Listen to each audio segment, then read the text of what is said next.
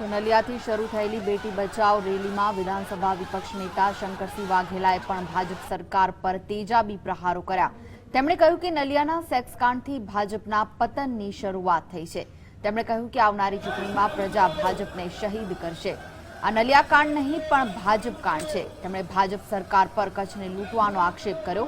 તેમણે કહ્યું કે કચ્છને બદનામ કરવાનો પ્રયાસ કરાયો છે। રેલીની નિંદા કરતા ભાજપને પણ તેમણે આડે હાથ લીધું। તેમણે સરકારે પડકાર ફેંક્યો હતો કે જે થાય તે કરી લે, અમે બંગડીઓ નથી પહેરી। તેમણે પીડિતાને અપાયેલા કથિત ભાજપના ઓળખપત્ર મુદ્દે પણ આકરા વાક પ્રહારો કર્યા।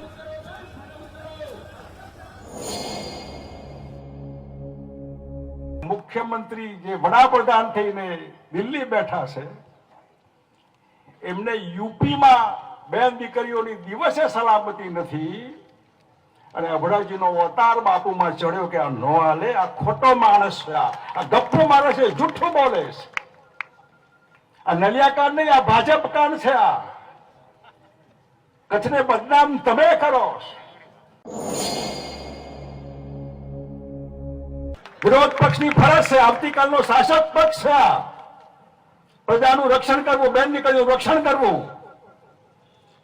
જે થાય કરી લે।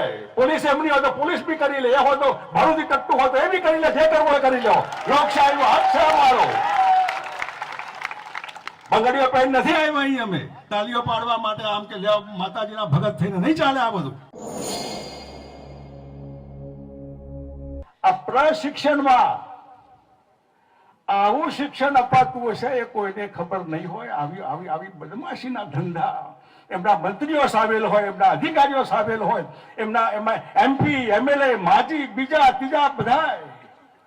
તમે પ્રજાના આગેવાનો છો, તમે નગરપાલિકા, વિધાનસભા, લોકસભા, તમે પ્રજા તમને વિશ્વાસ મૂકીને મત આપે છે કે લ્યો સાહેબ અમારું રક્ષણ કરજો।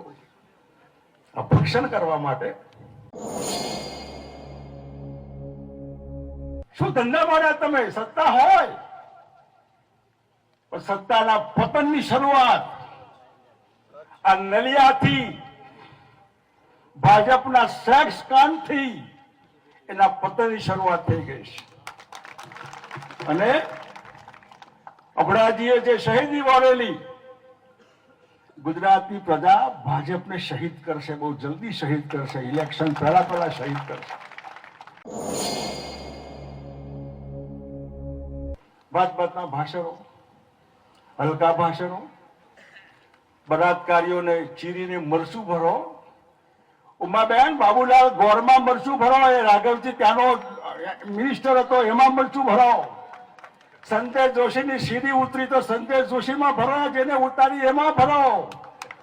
દિલ્હીના તમારા પ્રમુખમાં ભરો, હર્ષવર્ધન। કેટલા ઠેકાણે મરચું ભરશો તમે? તમને કોઈ શરમ આવે? તમે શું ધંધા માણસ આપણા? માથું ફરેલું રાખજો, કોઈના બાપની હાડાબાઈ રાખવાની જરૂર નહીં। ઢાકેલું આપતો તો ઉઘાડું આપે, આપતો હોય તો ના આપે, નહીં જોઈતી મહેરબાની તમારે। આ પતનની નિશાન છે, પતનની। રાવણ જેવો રાવણ પણ સીતાને લઈ ગયો તો પણ સલામત રાખેલા રાક્ષસો, સારા રાક્ષસો।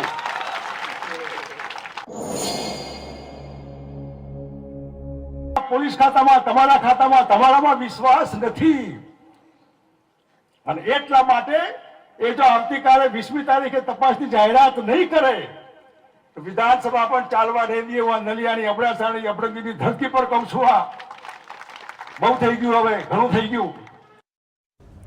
તો કોંગ્રેસ પ્રદેશ પ્રમુખ ભરતસિંહ સોલંકીએ પણ ભાજપ સરકાર પર નિશાન સાધ્યું હતું। તેમણે કહ્યું કે ભાજપના લોકો આ કાંડ બહાર લાવ્યા છે। તેમણે નિર્ભયા કાંડના રાજકીય દુરુપયોગનો પણ આક્ષેપ કર્યો હતો।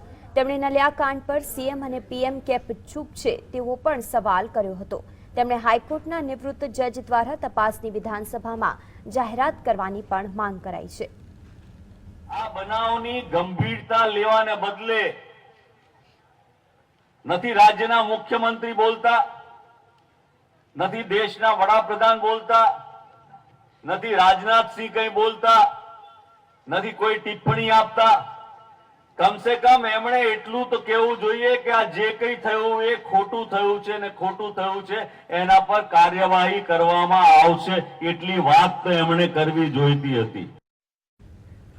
તો નલિયાથી ગાંધીનગર સુધી કોંગ્રેસની બેટી બચાવ રેલીનો આક્રમક પ્રારંભ થયો છે. આ રેલીમાં કોંગ્રેસના સિનિયર મહિલા નેતા શોભા ઓઝાએ ભાજપ સરકાર પર આકરા પ્રહારો કર્યા. તેમણે કહ્યું કે નલિયા કાંડ એ કોઈ પહેલી ઘટના નથી. આ પહેલા પણ માંડવી અને પારુલ યુનિવર્સિટીમાં પણ કાંડ થઈ ચૂક્યા છે. गुजरात में ये कोई पहला इंसिडेंस नहीं है. पहले भी मेरी बहनों ने बताया कि मांडवी में, फिर पारुल यूनिवर्सिटी में, तमाम जगह इस तरह से वाक़ये हुए हैं जहां हमारी बेटियों के साथ ऐसे दुष्कर्म सामने आए हैं. और सबसे शर्मनाक है कि भारतीय जनता पार्टी के नेता इसमें इन्वॉल्व है.